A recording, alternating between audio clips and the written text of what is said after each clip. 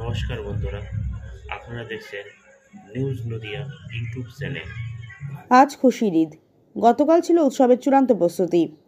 রমজান মাস শেষ হওয়ার সাথে সাথে মসজিদগুলিতে ঈদ উল ফিতর উদযাপন করা হয় একটি বিশেষ প্রার্থনার মাধ্যমে, যা সালাতুল ঈদ নামে পরিচিত। উৎসবগুলি সাধারণত 1 থেকে 3 দিন স্থায়ী হয়, যা দেশভেদে ভিন্ন হয়। ঈদের দিনে রোজা রাখা নিষিদ্ধ এবং একটি নির্দিষ্ট নামাজ আদায় করা হয়। পরিবারগুলি তাদের সেরা পোশাক পরে এই সেবাগুলিতে যোগ দেয়। তারপরে উৎসব কার্নিভাল দাতব্য কর্মকাণ্ডের অন্তর্ভুক্ত হতে পারে এমন উৎসবের সমাবেশ হয়।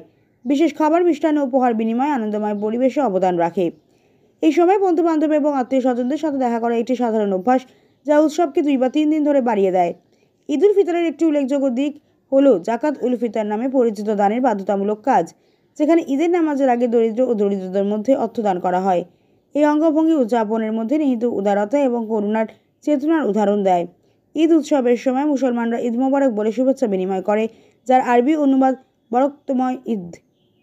1 মাস রোজার পর এই উপলক্ষে প্রায়শই মিষ্টি খাবার ও বিশেষ খাবার তৈরি করা হয় এবং উপভোগ করা হয়। ঘরবাড়ি সাজসজ্জা দিয়ে সজ্জিত করা হয়। মুসলমানদের একে অপরকে ক্ষমা করতে এবং ক্ষমা প্রার্থনা করতে উৎসাহিত করা হয়, যা ঐক্য ও সদিচ্ছার অনুভূতি জাগিয়ে তোলে। মুসলিম জনসংখ্যার দেশগুলিতে ঈদ উল ফিতর সাধারণত একটি সরকারি ছুটির দিন হিসেবে স্বীকৃত, যার ফলে এই দিনের জন্য স্কুল, ব্যবসা প্রতিষ্ঠান বন্ধ থাকে। যদিও মূল অনুশীলনগুলি সামঞ্জস্যপূর্ণ থাকে, তবে দেশ এবং অঞ্চল জুড়ে নির্দিষ্ট রীতিনীতি এবং ঐতিহ্য ভিন্ন হতে পারে, যা এই গুরুত্বপূর্ণ ইসলামী ছুটির উদযাপনে বৈচিত্র্য যোগ করে। ভারতে ঈদ উল ফিতর উদযাপন উৎসাহ ও উদ্দীপনার মাধ্যমে পালিত হয়। অনেক মুসলিম আত্মীয় স্বজন বন্ধু বান্ধবদের সাথে দেখা করে, উপহার বিনিময় করে, সম্মিলিত খাবারে অংশগ্রহণ করে। ঐতিহ্যবাহী ভারতীয় ঈদের সুস্বাদু খাবার, যার মধ্যে রয়েছে শির খুরমা, ভাজা সেমাই, নুডলস, দুধ এবং শুকনো ফল দিয়ে তৈরি একটি সুস্বাদু মিষ্টি খাবার, এবং সাবান, খেজুর দিয়ে তৈরি একটি দুধের পুডিং, উৎসবের অনুষ্ঠানে একটি স্বতন্ত্র স্বাদ যোগ করে।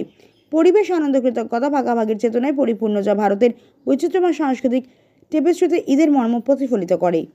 আজকে এই বছর 29 রোজাই কালকে ঈদ হবে, যেহেতু আরবে কালকে চাঁদ দেখা দিয়েছে, তো ওনাদের হিসেবে আমরা করি, তো ওখানে 29 রোজায় ঈদ হয়েছে, এখানে এবছর আমাদের 29 রোজায় ঈদ হবে। আচ্ছা, তো কি আয়োজন চলছে বাড়িতে আজকে?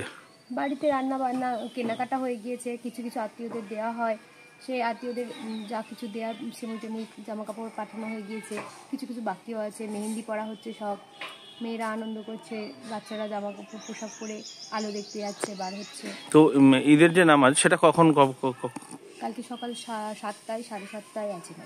আচ্ছা, তো সেক্ষেত্রে কি বাড়িতেই পড়েন আপনারা? মেয়েরা বাড়িতে। আর এই যে এতগুলো যে রোজা ছিল, আপনারা ছিলেন উপবাস, সেটা কি বাড়িতেই করেছেন সবকিছু? বাড়িতেই আমরা মানে মুখে জল দিই সন্ধ্যাবেলায়, ছেলেরা মসজিদে যায়, কেউ কেউ ছেলেরা বাড়িতে মুখে জল। আর কোরআন পাঠও হয় থাকে একই সাথে? কোরআন পাঠ করা হয়। আচ্ছা, আপনার নাম, পরিচয়? আমার নাম জিন্নাতুন নিশা, বাড়ি বেরপাড়া শান্তিপুর।